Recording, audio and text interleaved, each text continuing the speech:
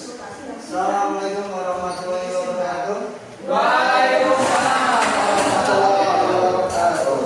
Terima kasih atas kehadiran Bapak Ibu guru sekalian. Pada kesempatan ini kami akan menyampaikan program yang sudah kami rencanakan, yaitu untuk rencana tindak lanjut pembelajaran berbasis proyek dari saya Aris Budiono dari SMA Negeri 1 Doro.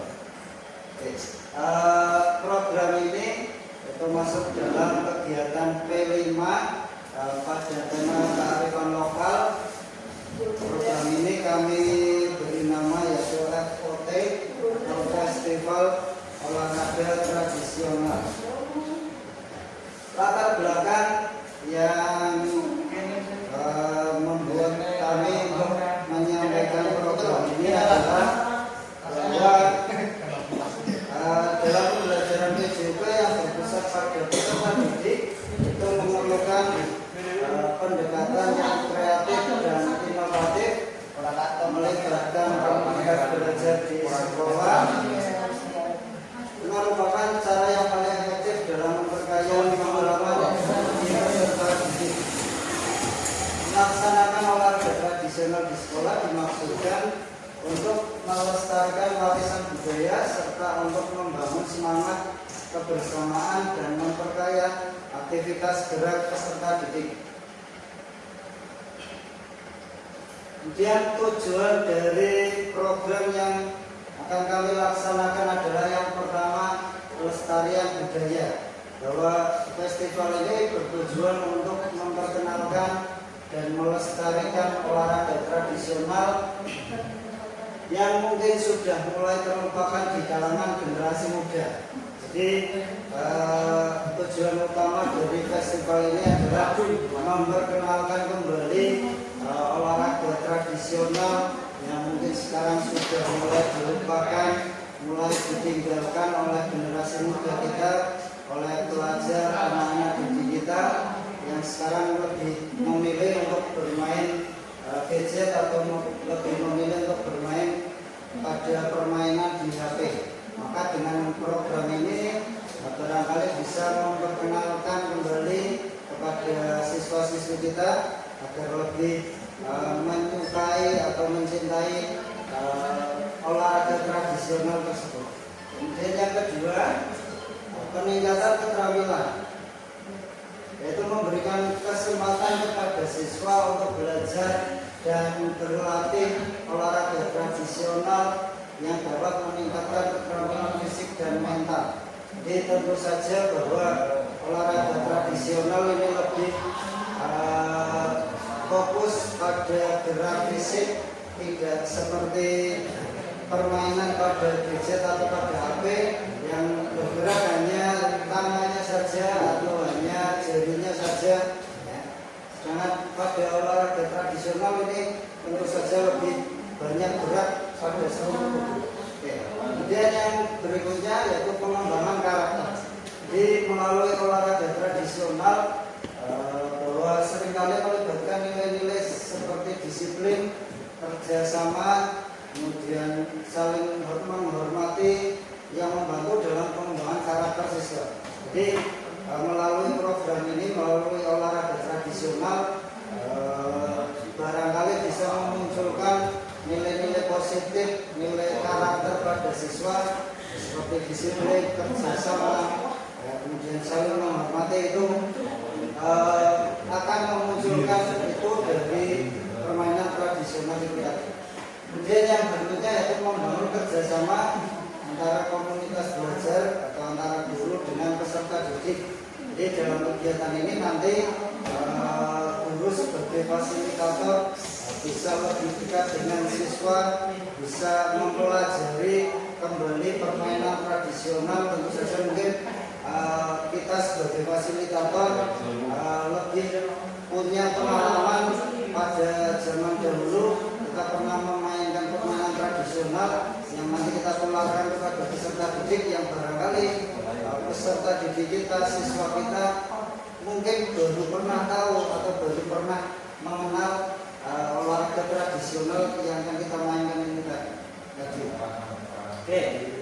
langkah-langkah program ini yang pertama perencanaan awal itu menentukan olahraga tradisional apa yang akan kita pilih. Ya.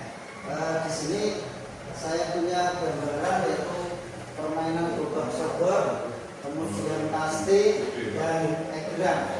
Kalau gobak sodor ini permainannya tim ya, ada 4 atau 5 pemain yang nanti saling melewati kotak, ada yang jaga, ada yang bergerak. Kemudian kasti, saya kira di usia kita pasti dulu waktu kecil mungkin bermain bola kasti, bermain kasti. Kemudian permainan egrang, mungkin untuk egrang kita tidak bermain satu orang atau satu siswa, nanti kita bisa estafet. Maksudnya dari start sampai di sebelah sana nanti sudah ada yang menunggu teman berikutnya untuk gantian sampai finish kembali ke sini. Jadi mungkin nanti bisa kita modifikasi. Kemudian diskusi dengan peserta didik untuk mempertimbangkan voice choice dan ownership.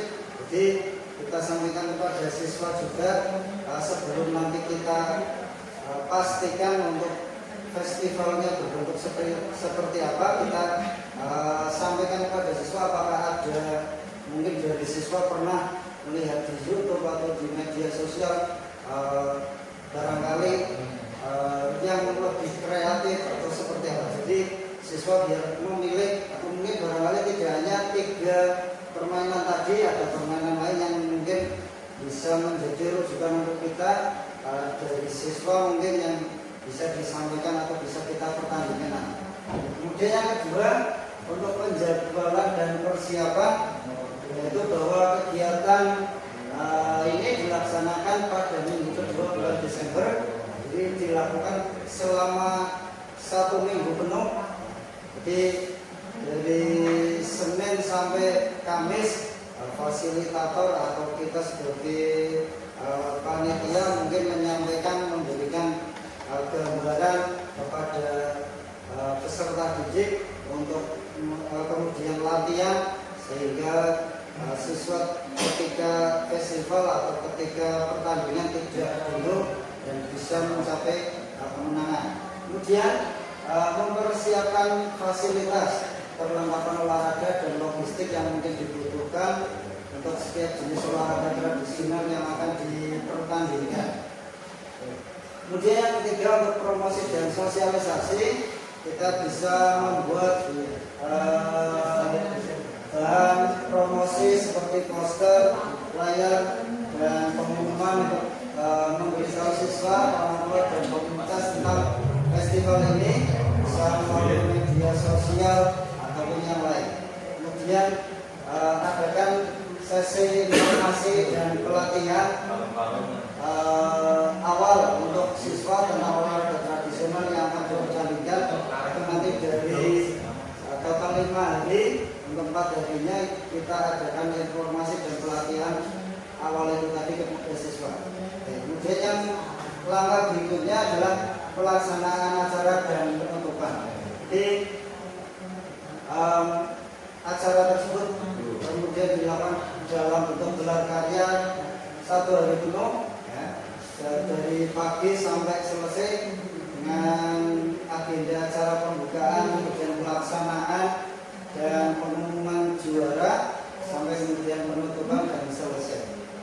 Kemudian hasil yang kita harapkan dari program ini adalah yang pertama yaitu peningkatan kesadaran dan minat siswa dan komunitas lebih menyadari pentingnya olahraga tradisional dan memiliki minat yang lebih besar untuk mempelajari dan berpartisipasi dalam kegiatan tersebut di masa depan. Jadi hasil yang kami harapkan itu adalah bahwa nanti setelah festival barangkali kegiatan ini atau olahraga tradisional ini bisa dilakukan oleh siswa ataupun mungkin kita sebagai pembina nanti di luar dari festival ini. Jadi siswa tidak hanya bermain HP saja, tapi juga memainkan olahraga tradisional di rumahnya masing-masing atau di komunitasnya masing-masing nantinya. Dan yang kedua, pengembangan keterampilan dan karakter. Dari sini siswa bisa menunjukkan peningkatan dalam keterampilan olahraga serta dalam nilai-nilai karakter seperti kerjasama, disiplin, dan rasa hormat. Dan yang selanjutnya, dokumentasi dan pembelajaran. Terbentuknya dokumentasi tentang pelaksanaan festival dan hasil yang diperoleh dapat digunakan untuk merencanakan festival di masa depan atau untuk kegiatan serupa lainnya. Jadi melalui kegiatan ini nanti kita dokumentasikan, kemudian bisa dimasukkan ke dalam YouTube atau media sosial lain, sehingga bisa dilihat oleh orang lain dan nantinya bisa dilaksanakan untuk festival di masa yang akan mendatang. Dan untuk struktur program dan mitra dalam komunitas belajar kita adalah yang pertama, untuk penanggung jawab adalah kepala sekolah. Kemudian untuk sesi dokumentasi ini nanti kita bebankan pada perwakilan dari kelas masing-masing. Jadi biar nanti dalam satu kelas itu bisa dibagi perannya masing-masing. Ada yang bertiga sebagai pemain di babak sodor, ada yang lain di ekra dan olahraga lainnya, kemudian ada yang jadi dokumentasi dan lain sebagainya. Kemudian untuk mitra komunitas belajar kita yaitu orang tua, kemudian alumni dan organisasi kemasyarakatan yang lain. Jadi tetap nanti kita memberikan surat pemberitahuan kepada orang tua tentang kegiatan ini sehingga kegiatan ini bisa didukung oleh orang tua dari siswa kita. Kemudian untuk koordinator kegiatan adalah dari guru fakultas dan untuk panitia dan pelaksana program itu nanti dari wali kelas dan guru maupun lain yang nanti disebutkan dari sebagai fasilitator dari masing-masing kelas. Kemudian peserta kegiatan ini atau lomba ini adalah siswa dari fase E atau siswa kelas 10. Nanti untuk wasit atau panitia bisa kita pinjam atau meminta bantuan pada kakak kelas mereka yang nanti bisa dari OSIS atau kelas 11. Kemudian sarana dan prasarana yang mungkin akan muncul yaitu kita punya ruang rapat yang kita gunakan untuk berkoordinasi, kemudian perpustakaan yang sudah ada beberapa buku untuk olahraga tradisional sehingga bisa kita lakukan untuk pembelajaran untuk materi yang nantinya bisa dilaksanakan olahraga tradisional.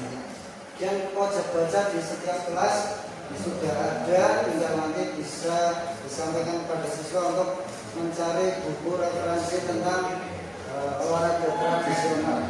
Kemudian kita menggunakan ada beberapa lapangan olahraga, lapangan belakang, lapangan tengah, dan halaman depan itu bisa dimanfaatkan.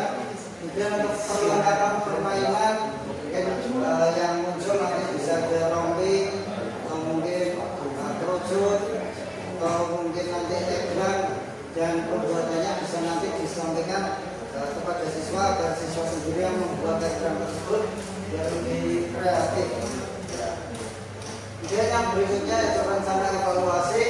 Yang pertama, kita akan selalu berkoordinasi dengan pihak terkait, yang terutama dengan pimpinan atau kepala sekolah untuk monitoring program yang akan kita laksanakan. Kemudian membuat angket kepada murid secara berkala untuk mengetahui kekurangan dan mungkin kelebihan foto ini yang telah berjalan. Kemudian aktif mencari referensi kegiatan yang berhubungan dengan festival olahraga tradisional di media sosial, bisa dari YouTube atau mungkin TikTok dan lain sebagainya untuk menambah jenis festival olahraga tradisional yang mungkin bisa kita laksanakan selanjutnya. Oke, kemudian kemungkinan tantangan yang muncul adalah yang pertama kurangnya minat siswa atau kurangnya tidak tertariknya siswa dalam mengikuti kegiatan ini karena olahraga tradisional mungkin dianggap oleh siswa sebagai olahraga yang kuno atau yang sudah lama. Kemudian rencana solusinya yaitu dengan menggunakan metode atau jenis olahraga yang berbeda atau dengan mencari referensi di YouTube atau media sosial lain yang lebih kreatif. Kemudian yang kedua, munculnya anggaran yang digunakan. Ini nanti bisa berkoordinasi dengan kepala sekolah atau bendahara sekolah untuk mencari solusi bagaimana anggaran yang bisa digunakan. Kemudian bisa juga melalui iuran siswa atau yang lainnya. Demikian presentasi dari kami. Barangkali ada pertanyaan, monggo silakan. Tanya Pak. Ya, monggo. Untuk kegiatan FOT ini kan tetap tentunya membutuhkan banyak dana Pak ya. Nah itu bagaimana alternatif ketika ada siswa atau wali siswa tidak mampu. Jadi tidak mampunya ketika dicari iuran sepersekian uang itu bagaimana Pak? Terima kasih Pak. Ya, terima kasih Pak Adi. Jadi untuk anggaran nanti pure kita ke siswa, yang menarik iuran juga siswa, yang memegang keuangan siswa. Jadi untuk iuran ini nanti fasilitator atau bapak ibu guru tidak perlu menyampaikan besarnya berapa. Jadi pure nanti siswa yang menentukan, yang membagi juga siswa lah. Kita mungkin bisa memberikan solusi kepada siswa barangkali ada orang tua yang kurang mampu, ini mungkin iurannya bisa dibedakan, mungkin iurannya lebih sedikit atau mungkin bisa ditambal dengan temannya yang mohon maaf lebih kaya, itu bisa iuran lebih banyak, itu mungkin bisa jadi solusi.